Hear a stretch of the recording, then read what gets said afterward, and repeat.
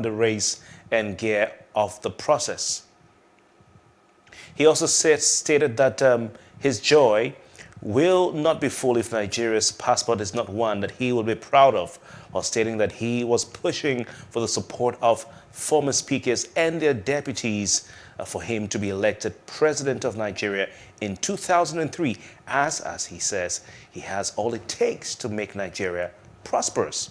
Now, according to Asiwaju Bola Ahmed Tinubu, he has done it in the past in Lagos State, and he can replicate it with Nigeria as a whole. Now, can he really do as he says? Join us to discuss this tonight on Plus Politics. We'd like to say welcome to Francis Chilaka and Shola Oyekomi, the both political analysts.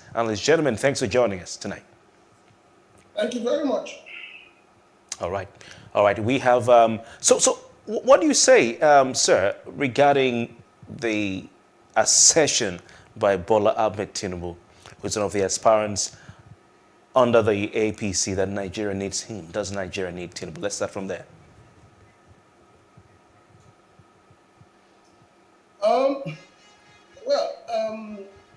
Let me start by saying that, yes, Bola Tinubu as a Nigerian, going by the flawed 1999 constitution, has a right to contest for the presidency of this country.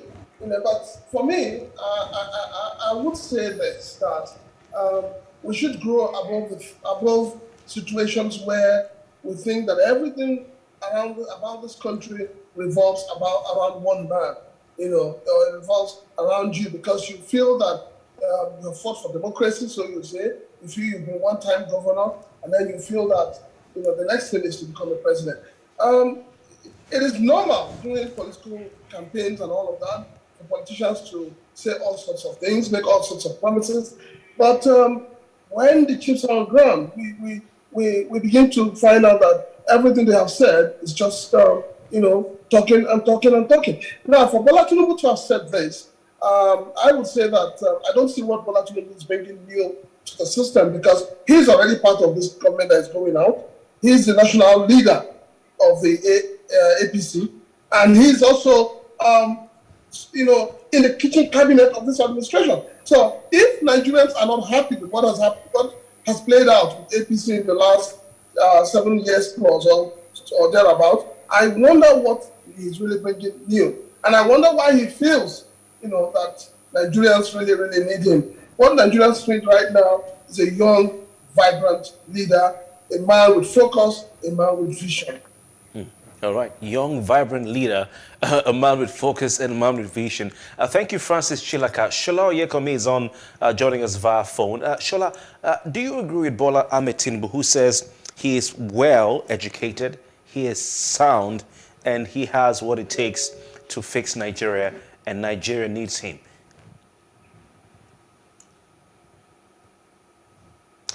Shola, are you there, please? Yeah, I'm here. My position on what Asiwaju Bola Ahmed Tinubu said when he met with the press is, well, I think he has the right. First of all, let's establish that contest, just like any Nigerian, has the right to contest for elective office. And the fact that he has also been a two-time governor of Lagos and a former senator in Lagos State also gives him some bragging rights, to say what he says. But whether I agree with him or not is neither here nor there, because anyone who is vying for a position actually has the right to sell himself, to market himself, and to position himself, in order to get what he wants at the end of the day. I think that when Bola is already in campaign mode, so you would hear such things from him, just like you will hear from other aspirants or candidates who are contesting for either the presidency or other elective positions that are open in the forthcoming 2023 general election. So, to ask me if I agree with him is trying to put me on the spot right now. However, the man is in campaign mode, so it is expected that you hear, such a thing from him. There's no surprises there. There's nothing on what he has done. Shola, sorry to interrupt you. Yes, Shola, sorry to interrupt you, but I want a point-blank answer from you, your opinion. Just like Francis Chileka says, Nigerians need a young and visionary leader. Of course, a visionary, we can talk about that as far as Tinubu is concerned. He said he's visionary. Young, he certainly ain't young. Does, in your opinion, Nigeria need Bola Ahmed Tinubu as its president? Well, I will just very upfront. Nigeria needs everybody, every Nigerian. We all have different roles too. We've had examples of leaders in this country, presidents in this country who have been president and things have gone wrong. We have examples of servants or regular Nigerians, market experts and all that, who have gotten things right and others who have gotten things wrong. So the truth is that Nigeria needs every Nigeria for Nigeria to succeed. But to ask me if Nigeria needs Bola Ahmed Tinubu, just like Bola Ahmed Tinubu has saying, yes, Nigeria needs him. But the question is, does Nigeria need him as our president? That is for the electorate to answer. And that question will be answered at the 2023 elections. What actually Bola Ahmed Tinubu talked about, said, there's a context in which all need to understand. He was speaking to speakers and former speakers who are APC members. And whatever he said to them was saying towards getting the ticket of the party to contest for the presidency. All right. Back to you, Francis. Bola Ahmed Tinubu has previously said, especially at the time when he went to pay that famous visit to Mr. President at Aso Rock Villa to inform Mr. President of his decision to contest for the position for the ticket of the presidential ticket of the APC. He also did say that he was not yet ready to inform Nigerians. So we're still waiting for Bola Ahmed Tinubu to tell Nigerians that he wants to be president. But he said one thing which was striking, that this has been a dream for him as an individual. This has been a dream for him to be the president of Nigeria. So looking at that statement, his intent, his dream, his desire to be the president of Nigeria, is this, in your opinion, from your analysis of all he said then and now, is this more about Bola Ahmed Tinubu fulfilling his lifelong dream for that satisfaction, or Nigerians actually needing him amidst the situation in the country? Well, when a man wakes up from sleep and washes his face and comes out and greets the public, you know that, yes, he's doing that, conscious of his environment. Bola Tinubu has been very conscious of his environment. He's been very articulate. He's been very sincere with himself and those who have been listening to him. He has come out to tell Nigerians that his life dream is to be the president of this country. So whatever anybody says doesn't matter to him. It's not about Nigerians. And this is where I have a problem with his candidacy or his aspiration. It's not about the people. It's about him. It's about greed. It's about selfishness. He's talking about himself, that this is his dream. Everybody is entitled to a dream. But when your dream begins to consume you, you begin to lose the reality of what is going on. Nigerians today are tired of people who want to be leaders because it is their dream. Nigerians today are looking for leaders who would take them out of what we found ourselves in. We're looking for a leader who can stand upright to defend the lives and properties of Nigerians. If you open the newspapers every day, you on your television, you on your radio, what do you hear? All you hear is about killings, death, kidnapping. So Nigerians are looking for somebody who has a solution and not somebody whose dream is to become a president. Because what it means is that once he's made the president, he goes back to sleep to continue his dream. But we don't want a dreamer. We want somebody who would be able to match words for action. Shola Yekomi, do you agree with Francis Chilaka on that point, of Bola Ahmed Tinubu having this lifelong dream and ambition? Do you think it's more about fulfilling that ambition or actually rising to the occasion because Nigerians need him? Shola? Well, it's difficult to agree or disagree. What I can just tell you what I know and that I have seen is that yes, it is true that Aswai has told us after informing President Muhammadu Buhari that he intends to seek for election. I mean, he has to go for election for the office of the president. And he also made us know that it is lifelong ambition. That is on one side. The other side, to answer the question, or ask the question, if actually Bola Ahmed Tinubu is qualified, yes, he is. Yes, he is. He's qualified to run for justice of president. Because number one, if he's of age, there's nothing that stops him constitution from contesting. If you look at his age, his qualification in terms of education, yes, over time he has contested for that before, and he must have submitted for professional qualifications, which allows him, that's by the constitution, for him to run for the office of the president right now. In terms of experience, he has that experience. But now, what people are talking about are looking for a young and missionary leader and all that. I've heard that. I mean, I believe it's rhetoric. Whether Asiwaju Bola Ahmed Tinubu becomes president or another person becomes president, I'm not bothered about that. I'm not bothered about somebody who will emerge as our president and turn things around. Asiwaju Bola Ahmed Tinubu has been part of the government of APC since 2015. Yes, he didn't hold a political office or political appointment, but he has been the national leader of the APC. He's one of the pioneer members of the APC, one of the leading founders of the APC.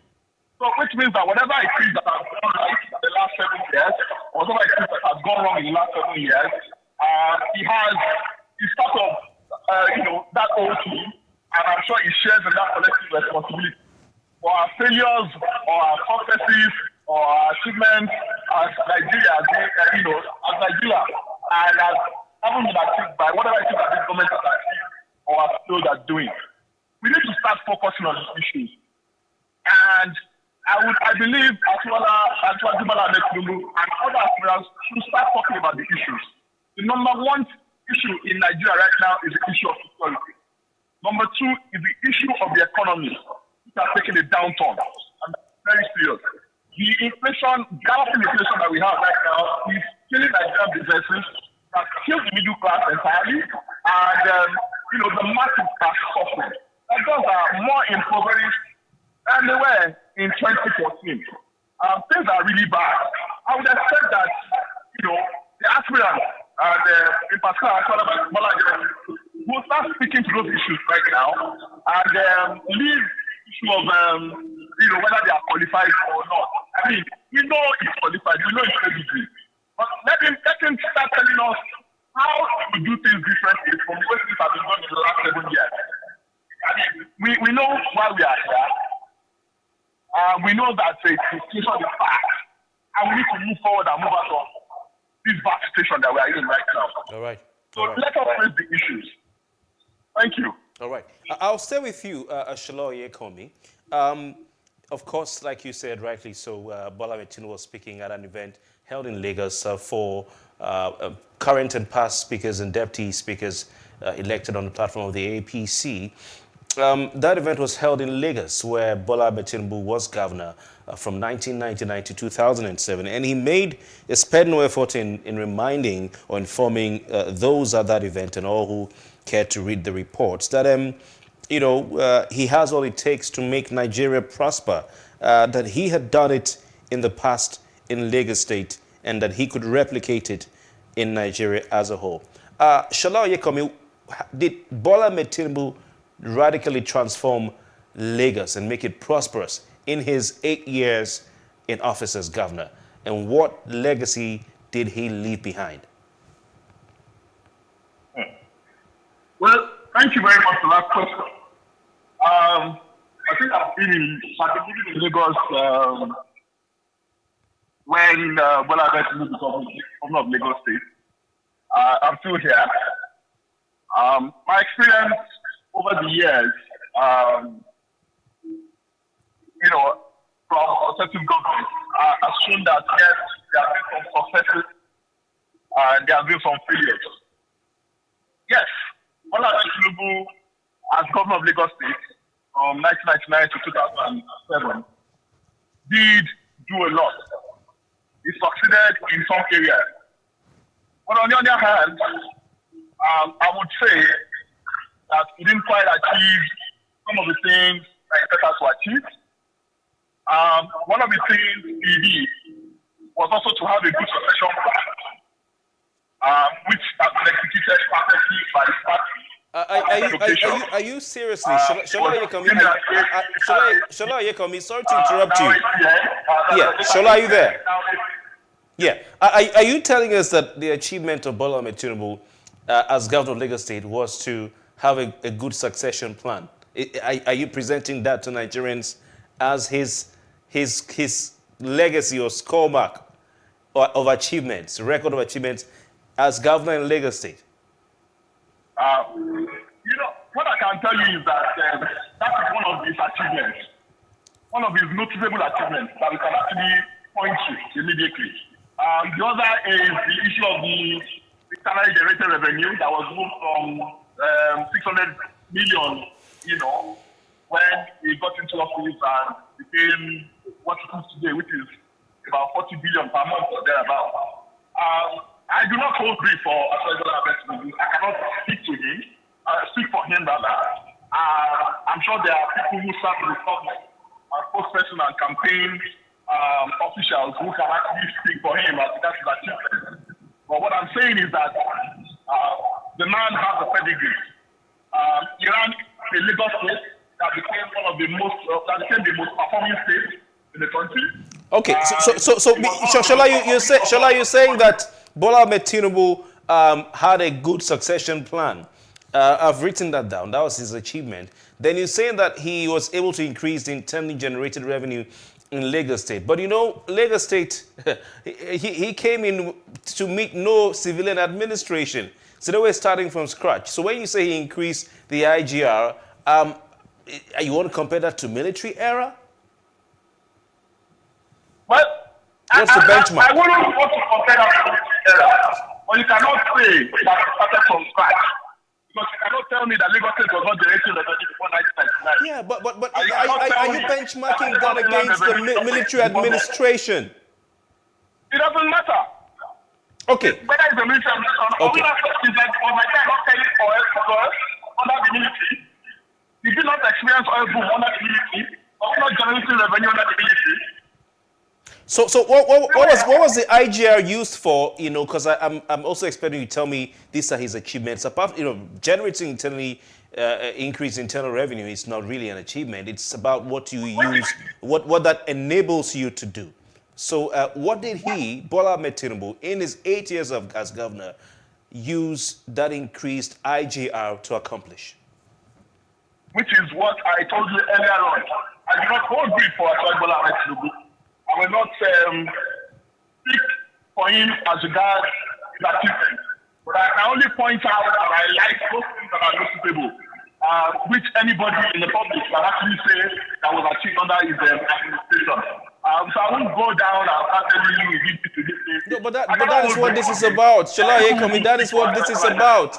If you're saying that, it seems you're struggling and clutching, to try and get something to put out as his achievements. And I'm asking you again, what did he achieve? Because he's told his legislators that Lagos State became prosperous and he can replicate that in Nigeria. Now, the viewers are listening, are watching, and these are the voters who have to decide. You're an analyst. In your opinion, you live in Lagos State. What did he do? Number one, you said he had a good succession plan, and that is an achievement. Okay. Number two, you said he increased internally generated revenue. I asked you, what is that benchmarked against that? You've answered the question. Number three, I asked, what was the increased IGR used to achieve? Because increasing IGR on its own is not an achievement, except you use it to do what it's supposed to be used for. Okay. What I can tell you is, on that last point that you mentioned, on what the IGR was used for, there are several infrastructure developments that took place in Lagos State. Roads were built, schools were built, residential estates were built, there was it said, what do you call it, the one in the legislature where that is behind me right now, that was also done. There were several other things that were done regarding education as well, especially education. Okay. And other developments that were done. All right. Shall I before I go? Yeah, before I go to our next back to Francis, what did maybe let's look at Fashola who succeeded Tinubu. What were Fashola's achievements as governor of Lagos State? Fashola's achievements as governor of Lagos State. Yes. There was a lot that was achieved under Fashola. It was well appointed by negotiation for infrastructural development as well. Give me for some. Roads and administration as well, in terms of because we know that a lot of agencies were set up under him. Certain services, social services were provided put in place under him as well. So one could speak to a lot of things that were also just throw some of them at me. Maybe give me a few of what Fashola achieved. I didn't get that. Yeah, so what are these things that Fashola did? Oh, I mentioned some of them already. I said a lot of social services that were put in place. Some of the agencies and processes that were set up under him. The rule of law, the judiciary, and all that. A lot of things were done under Fashola. There was also infrastructure. Roads were built, roads were expanded. There was also development as well. That was on the current Lagos homes that the project was started under Fashola. So thank you, Shola. It was just a test to see how easy it was going to be for you to reel out the accomplishments of Fashola's governor, of Babatunde Fashola's governor of Lagos State, because when it came to Tinubu, there were lots of arms coming from you, which means that you were sort of struggling to put some things out apart from increased IGR, and you started from a succession plan, which to me is not an achievement anyway. But you're entitled to your opinion.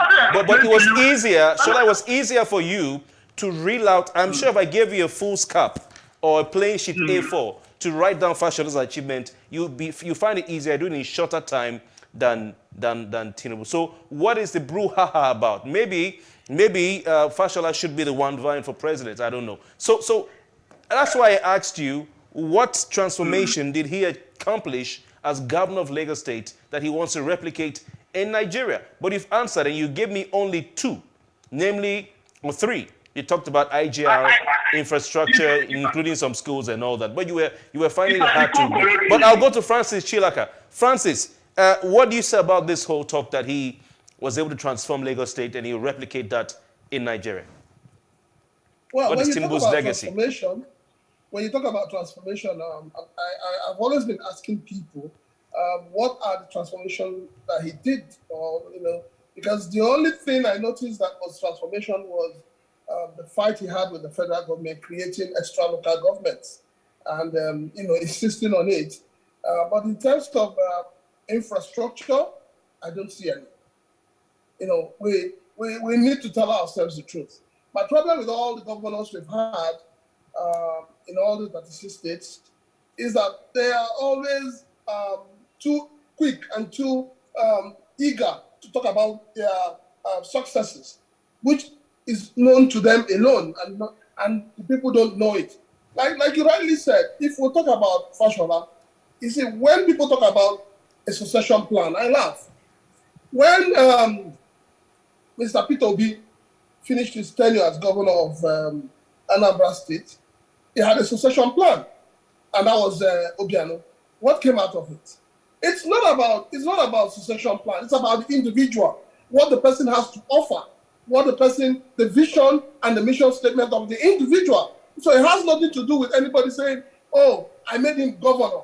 I made you." You can make somebody governor, and the person will embarrass and disgrace you. You can make somebody governor, and then the person would come out with his whole heart to know that he is working for the people. For me, I don't have anything against Bola Ahmed Tinubu, but I'll say this to him, if he would listen. Bola Ahmed Tinubu would have been better staying as a political leader, somebody of his own courage, somebody people can come to. Since he's the man that has so much knowledge about politicking and staying in power and how to win elections. All right. That would have been a thing for him too. But at his age now, Nigeria is not looking for somebody of his age. We're looking for people that are younger. All right. We're in the 21st century where everything has gone computerized. So we're looking for somebody who has that energy to dissipate, that energy to Francis, bring forth, yeah, to Francis bring Nigeria Chilaka. to the limelight. Yeah. Do you feel that the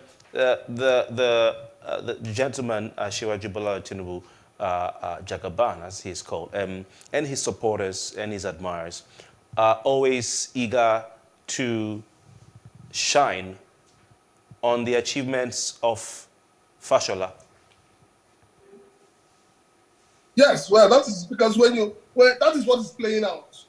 That is what is playing out. Everybody saying, "Oh, he made Fashola a governor," and everything Fashola did was as Bola Tinubu planned it. And then I asked myself, if that is it, we all know who made Mr. President today the president of this country. Bola Tinubu was part of those who made him a president. How come he has not been able to, bring the same knowledge, the same wisdom, the same strength into this present government? How come he has not been able to do that? So it's like I said earlier, it's a different thing for you to say you've made somebody a governor, you've made somebody a president. The thing is that person has his own free will to decide how he wants to move. Fashola could have come and been like any other governor, like the ones we have presently, but Fashola came and he worked. And people saw a man with a lot of energy, a youthful man that had a vision and had the political will to change a lot of things. That is what Nigeria needs now. We need somebody who has the political will to take decisions and save Nigerians, protect the lives and property of Nigerians. All right. Back to you, Shola Yekobi. Shola, do you feel that it's right for Asiwaju and his supporters and admirers to take credit for the achievements of Babatunde Raji Fashola, who was his successor? Why not? Why not? Have you forgotten that Fashola was one of staff? Have we forgotten so soon? Have we forgotten that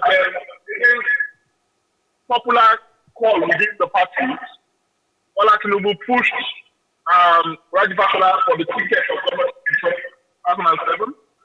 Have we forgotten so soon that Raji Fashola and Bola Tinubu belong to the political party? Oh, why can they not claim credit for whatever they are doing? All right, but you're talking about what we shouldn't forget, Shola. Why can they not claim credit for whatever Dr. Sowore is achieving right now? All right, so Shola, Shola, can you also remember, Shola, that it's a collective responsibility. Shola, should we remember that Fashola was lucky to even go for a second term after this political altercation with Tinubu, who had to later accept all the pleas, and Fashola was able to go for a second term. But eventually, Tinubu supported Fashola for a second term in office. Okay, all right. That being said, since we're talking about taking credit, should Tinubu also take credit for the failures we're seeing in Lagos State in recent years? Agberos everywhere on the streets. The motorcycles and Okadas that were banned are back on the streets. Increased insecurity, empowerment of Agberos and touts who are harassing commercial drivers and private drivers on the streets, and the fritting away and the decay of the infrastructures of state that you mentioned that Fashola set up that are going down. Lagos State is becoming dirtier by the hour. The traffic situation in Lagos State is terrible. So should Tinubu take credit for that as well? Yes. It's a collective responsibility. I said that earlier when we started conversation. I made it very clear. As when Bola Tinubu has had a very successful plan, but he has managed to ensure that the people are elected as governor after him. So whatever failings or achievements that have come with those elections or with those administrations, he is responsible, as well as whoever became governor is also responsible. Their party, APC, responsible. It's a collective responsibility. But each should be given credit for whatever achievement, and should also be held responsible for whatever failure, as of course, over time. Thank you very much, Ashola Yekomi, for your time. I sincerely appreciate it. Francis Chilaka as well, sincerely appreciate it. And both of them are political analysts, and they've been our guests on the first topic right here on Plus Politics. Thank you, gentlemen. And thank you for staying with us. We'll take a short break, and when we return, the Independent National Electoral Commission has declared about 45% of new voter registrations invalid. This is up for discussion when we return.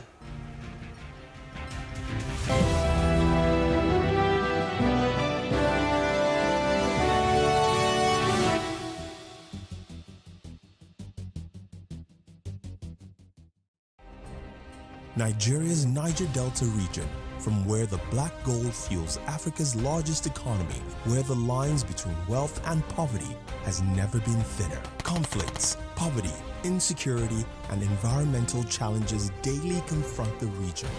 How can the Niger Delta story be changed for the better? Join Mamude Akuga at 9 p.m. every Friday evening on PlusTvAfrica as he probes deep in search of solutions. Inside the Niger Delta with Mamude Akuga, the authentic voice of Nigeria's oil-rich region.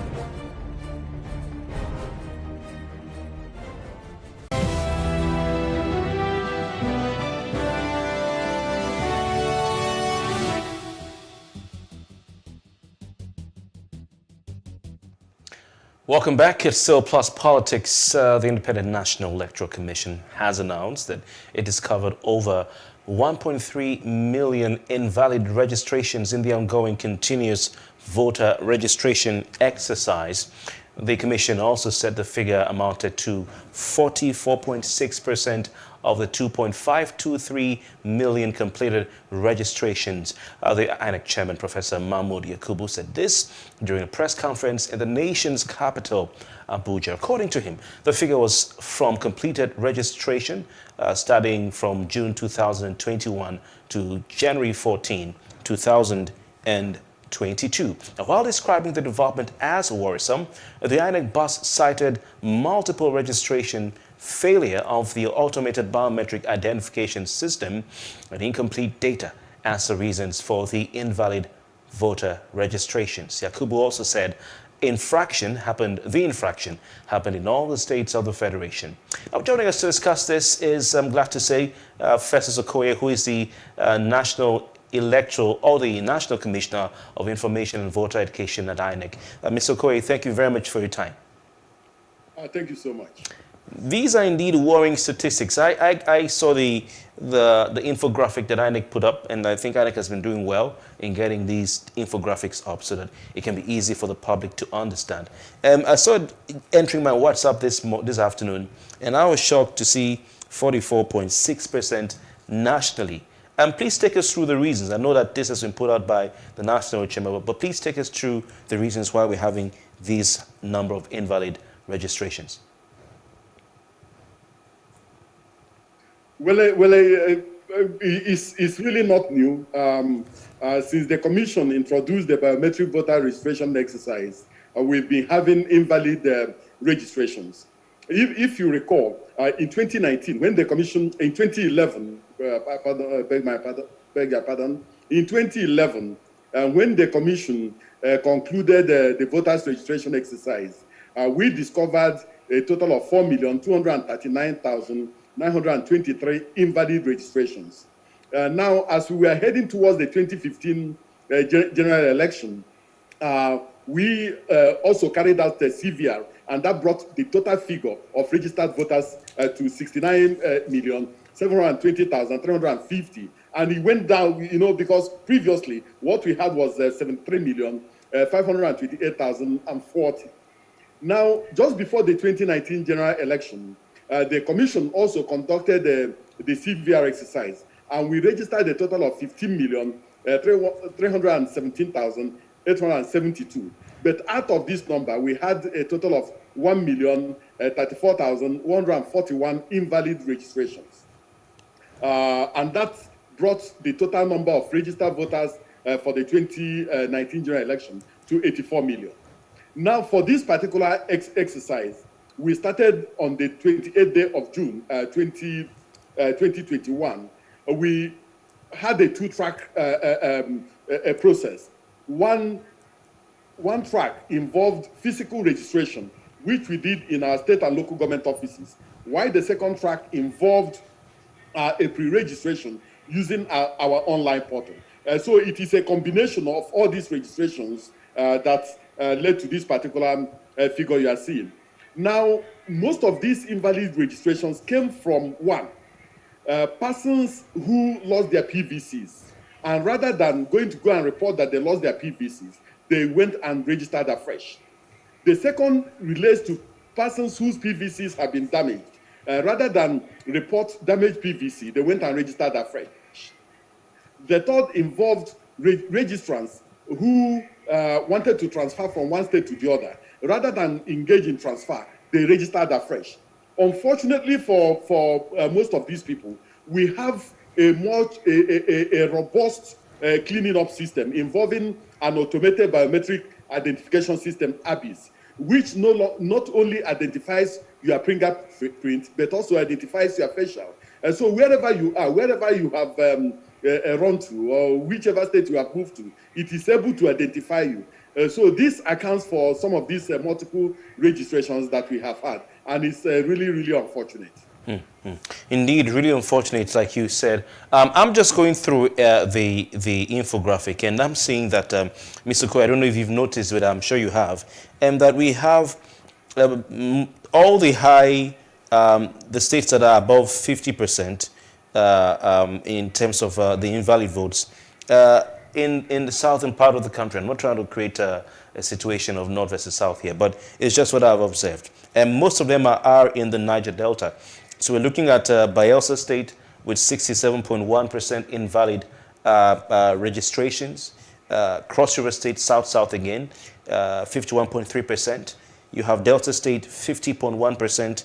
And you have River State, 53.2%. These are in the South. Now, one in the Southeast, which is the second highest, Ebonyi State, 60.1%. Is there anything surrounding this?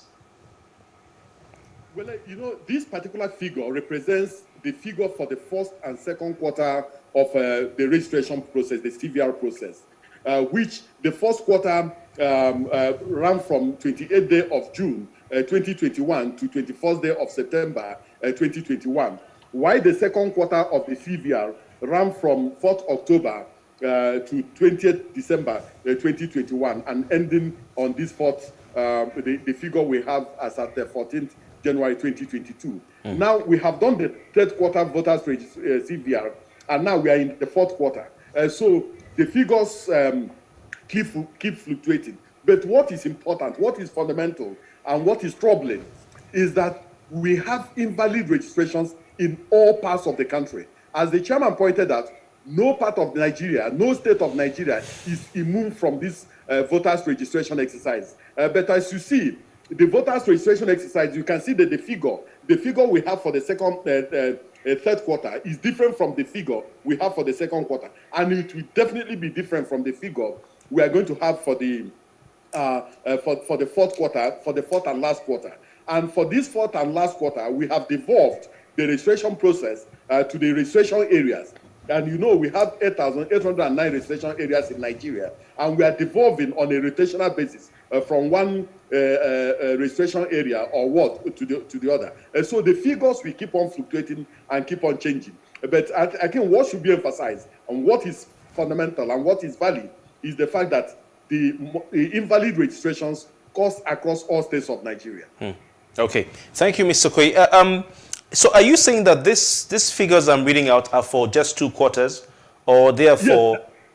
Yes, exactly. They're just for the first and second quarter. We are yet to clean up the data for the third quarter, and the fourth quarter is presently ongoing, and we end on the 30th day of June 2022. Okay, all right. So this is us at 14th January 2022. Exactly.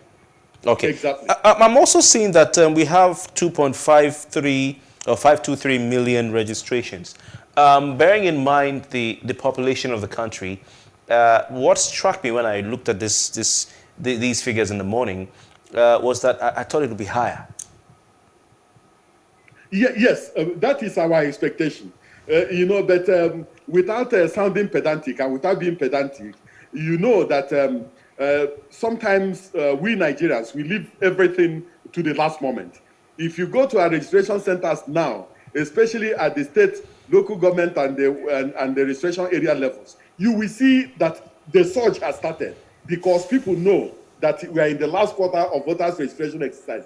And I can assure you that when we get to 2 weeks to the end of this particular exercise, you will see a deluge. So it's consistent with the way we do things in this country. Okay. Bear in mind that this voters registration exercise has been ongoing for nine months. But if you go to the registration areas now, you will see the surge of people coming to register because we are in the last quarter. So I can assure you that this figure will jump as we proceed towards the finishing line of this CVR. It's really sad reality. I mean, we're seeing this last-minute attitude with the national identification number and SIM card linkage, and we just hope that our compatriots can learn to do things early enough. I was going to ask, is it that INEC is not, enlightening the public enough? But I'm aware of the efforts that INEC has made to put information out through different means. So I want to ask that question. So why are people still not doing the right thing? You're talking about those who've lost their PVCs going to get new cards, those who have damaged PVCs going to get new cards, those who have are wishing to transfer from one place to the other, just walking in and doing their registration. So what should be the right thing in these three scenarios so that people do not keep putting up invalid registrations? What do they need to do? If your PVC is lost, that's number one, and you want to replace it. If you get a new one, if your PVC is damaged and you want to get a new one, or if you'd like to transfer your polling unit from one location to the other. Well, you see, you don't really need to do much. If you have lost your PVC, what you need to do is to get an affidavit from the court indicating that you have lost your PVC. And the moment you come with that particular affidavit, what we will now do is to call up your data, because your data already exists on our database. We already have your data. We call up your data and then input the fact that you have lost your PVC, and we schedule you for another permanent voter's card. But if you go and start a fresh registration, at the end of the day, our cleaning up process will show us that you registered before, and we will delete you, and your second registration will be invalid. If your PVC has been defaced, the only thing you need to do is to report that your PVC has been defaced and it is no longer readable and is no longer usable. We will print a new one for you. You really don't need to do anything. If you have moved from one state to the other, the only thing you need to do is to report that you have moved from one state to the other and that you want to transfer your polling unit and your PVC to a new location. And we will just transfer you to a new location. You don't have to go and begin to carry out registration afresh.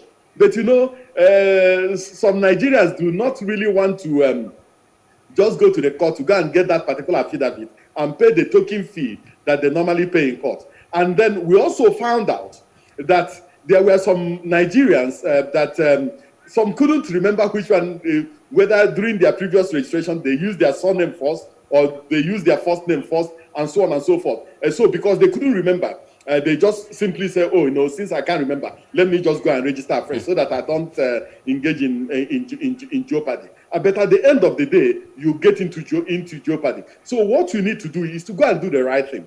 Those who we have asked, those we have classified their registrations as invalid, their previous registrations are still valid. So what they need to do is to go back to our INEC state or local government office or to the registration areas and do the right thing. And then we will validate the right thing they have done. But if they persist in doing the wrong thing, thinking that we are not going to be aware of it, our processes have become robust.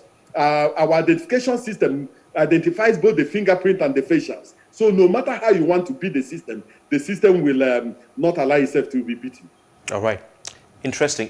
Before we go, I'd like to bring up the very unfortunate development that has emanated in the last few hours in Imo State today. with your continuous voter registration exercise.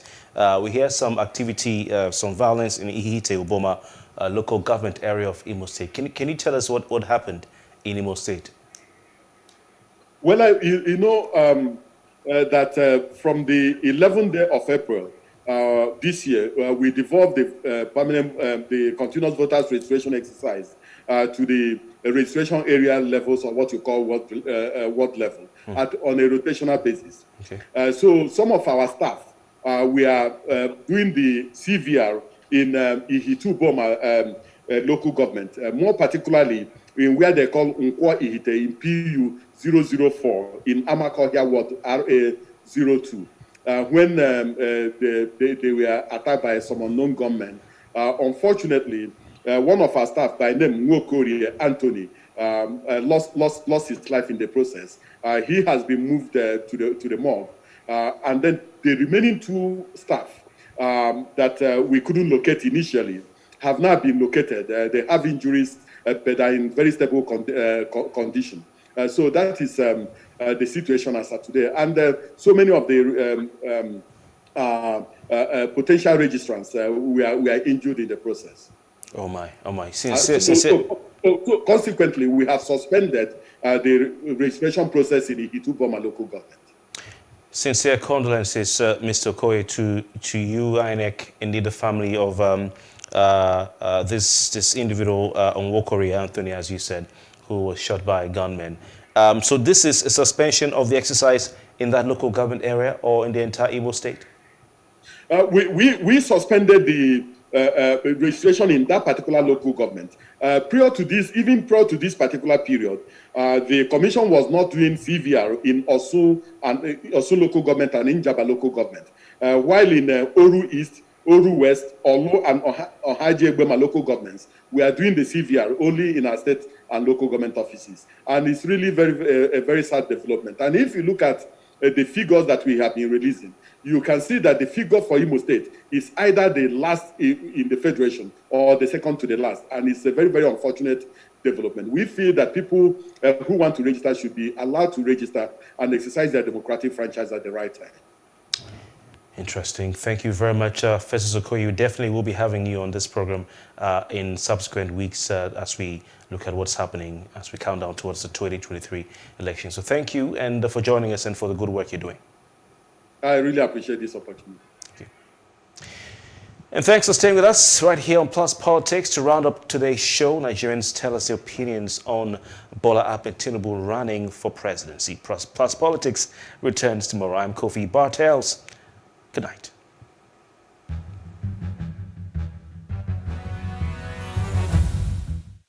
It's majority that can carry the vote, not only me. People should run for the president. I don't think anything bad in it, but there's going to be an issue, most especially Lagos State, which I know. It's the capital letter no. Capital letter no thing. No option for him to run, man. Still same people, same old leaders, you know.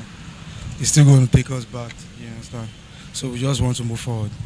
There's a lot of youth that can rule the state and that can make things happen better. There are at least a lot of youth. Tinubu has ruled Lagos State. I believe, in my own opinion, I believe he wants to go up there again, but he's older. Tinubu is old already. Let the youth, at least one of the youth should rule us, and let's see how the difference between the youth and the adult. Yes, I mean, Tinubu can run for presidency. He's from Nigeria, so he have every right to run.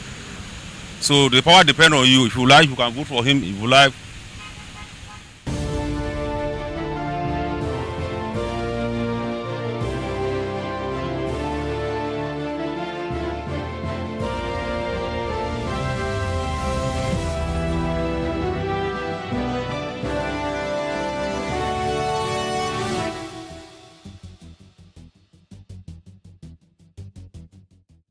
How can we have peace without justice? Plus Politics, It's not just another political conversation, it's about keeping you in the know. Relevant interviews, asking the tough questions to those that matter. Get the answers you need. Does it mean that the people who were injured, people who were shot at, those who were involved in that stampede are not going to get justice? It is unfortunate, it is sad that we have a government of deaf and dumb. Analysis from top experts. The last election was not really an election. We feel that Obasanjo has a very special place in his heart for hating Ijaw people. I think it really boils down to two things. One, trust and accountability. Plus Politics, every weeknight at 7 p.m. on Plus TV Africa.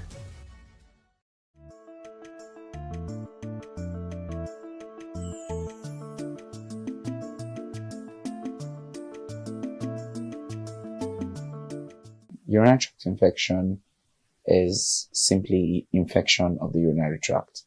So the body is divided into systems. And of course, you have, just like you have the digestive system, neurologic system, you have the urinary tract or urinary system, which is made up of the kidneys, the ureter, the bladder, and the urethra. Okay, these four parts form the urinary system. Any infection in any part of the system is what we simply call the urinary tract infection.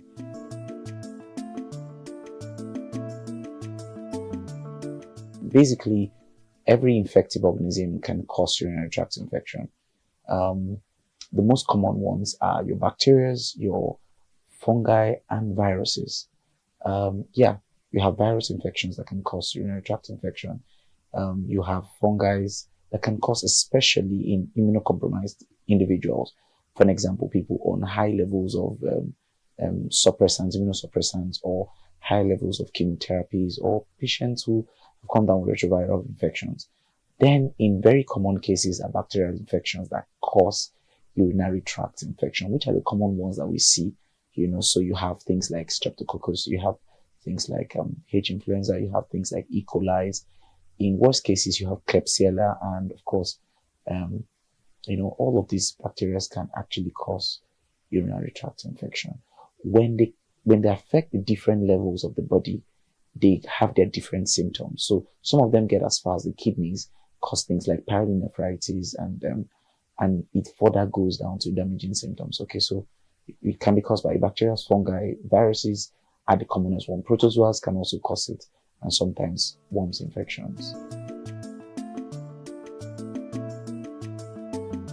5 major steps actually preventing urinary tract infections. Number 1 is maintaining a good hygiene. Hygiene has been seen to be implicated in urinary tract infections, and if you are not very careful with, especially with the underwears, you can recurrently cause urinary tract infection. And then, of course, with the areas of sanitation, the restrooms are very implicative. And even in, partners, sexual partners, sometimes you may need to be very cautious. Okay, so basically hygiene. Oftentimes you see ladies not properly, use their underwears, or sometimes they don't even use it or properly wash. So it's usually recommended that they wash recurrently with maybe a hypo, a sanitizer, as it were, or a jig, a detergent, and sometimes even iron. Okay, the reason for iron is to give the heat if you don't want to discard completely. All right. Other prevention mechanisms includes proper dieting. Okay. When we eat right, we prevent a lot of things. Sometimes when we do a lot of sugar, you provide a habitable environment for these microbes to grow. All right. A lot of sugar. Yeah. Sometimes people even think that high protein diets are very effective, but no, you further even provide, because you see, improper dieting, you alter the pH of the body. This pH of the body is what is responsible for the maintaining a proper environment that organisms does not grow. When you distort it, certain organisms now begin to thrive in places where they're not supposed to thrive. A third thing is water, hydration, good level of hydration. Okay, keeps us consistently cleansed out. The fourth one is, it's been said that especially in women, they ought to clean from front to back. rather. Yes, from front to back, not from back to front. Okay, that's the proper way of cleaning. And then there's been some drinks that have been used in, especially berry drinks, cranberry drinks, have been very effective in the GI. So if you have drinks that have the cranberry or berry nectar, you have a good chance of preventing it. Some other ways of preventing: regular testing, you can prevent your urinary tract infections. Yeah.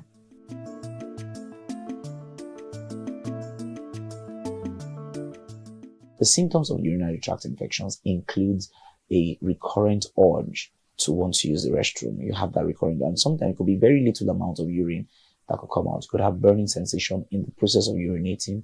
You could have, itchiness. You could have cloudy urine. Sometimes discolored urine that could either be red or dark coke colored and all that. And then one other thing, pain, especially lower abdominal pain. One of the classical symptoms, lower abdominal pain. For men, you could see, of course, some burning sensations on trying to urinate. Usually not so much.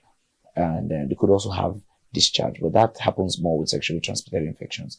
Now, the point about improper treatment, especially in females, is that it's responsible for high levels of infertility when it's not properly treated.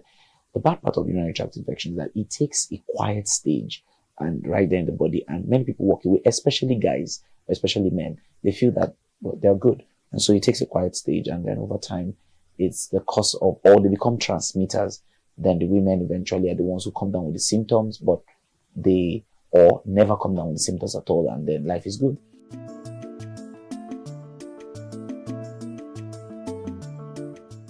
The treatment plan for urinary tract infections can last for more than 2 weeks. It's important that you do not prescribe or you do not recommend yourself many of these roadside drugs that people do, especially when you hear things like staph aureus and stuff.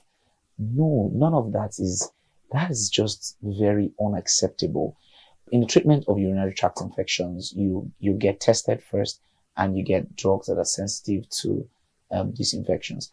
Now, for some reasons, when adequate doses of these drugs are not taken, especially to completion, like I said to you, many times the treatment could last for as much as 2 weeks because of the level for where they are. The urinary tract infection is one of the lowest parts of the body. All right. So you have to do that long.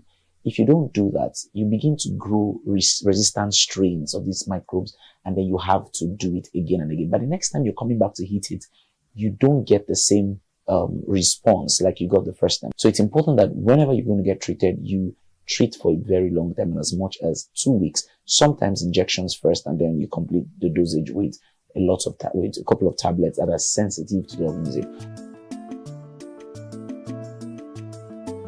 Whenever there is recurrence of urinary tract infection, it's important that you pay attention to hygiene. Check hygiene levels very importantly, and that simply means that you may want to discard all underwears and replace them. Have proper baths. Just pay more attention. Number one, you never treat urinary tract infections without trying to treat your partner. It's important that you check out your partner, especially when it is one partner. Okay, if there's multiple partners, you just have to do something about that. All right. Okay. But then you want to also pay attention to your partner. The second and the third important thing is to check your fluid balance and all the other exogenous things you take. Now, when you're treating with the drugs, I recommend that you do injections first and then you do orals. Many times orals don't get as deep and as far as what the injections will do. So even when you see sensitivity for certain drugs, you want to try the injections first. For me, I practice for 5 days minimum. And then subsequently, the books sometimes say up to 7 days. All right. And you do, subsequently you do the injections. When you do that, you get a better result because of the penetrating capacity of injections.